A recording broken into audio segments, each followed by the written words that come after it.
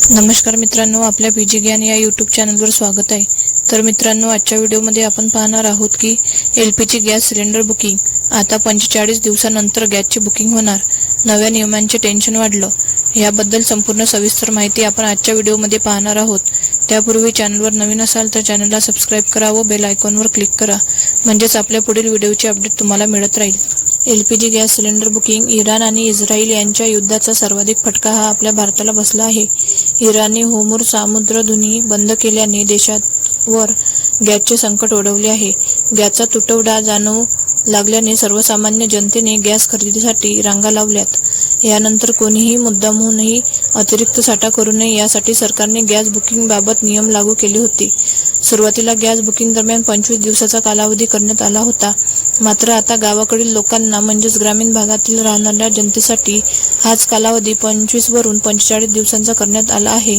त्यामुळे ग्रामीण भागात राहणाऱ्यांचे टेन्शन वाढलं आहे। केंद्रीय पेट्रोलियम आणि नैसर्गिक वायू मंत्री हरदीप सिंग पुरी यांनी गुरुवारी संसदेत माहिती दिली की ग्रामीण भागात एलपीजी सिलेंडर आता 45 दिवसानंतरच बुक केले जातील।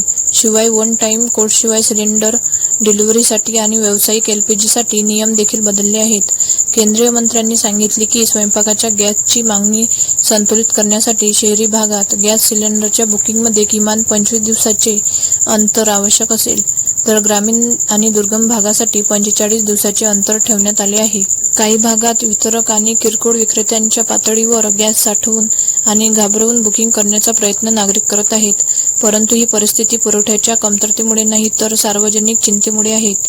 गॅस सिलेंडर मिळणे की नाही या भीतीपोटी लोक गॅसची खरेदी करू लागले आहेत। बघा, हरदीप सिंग पुरी यांनी पुढे सांगितले की सरकार डिलिव्हरी ऑथेंटिकेशन कोड प्रणालीचा विस्तार करत आहे। सध्या ही प्रणाली अंदाजे 50% ग्राहकांना लागू आहे आणि ती 90% पर्यंत वाढवली जात आहे।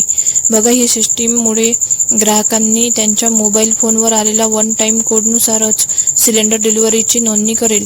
यामुळे गॅसचा गैरवापर रोखण्यास मदत होईल। पेट्रोलियम मंत्र्यांनी सांगितले की आजपासून तेल कंपन्या साठेबाजी आणि काळाबाजार रोखण्यासाठी व्यावसायिक एलपीजीच्या सरासरी मासिक मागणीच्या 20% वाटप करतील, म्हणजेच 20% व्यावसायिक गॅसचे वितरण होईल।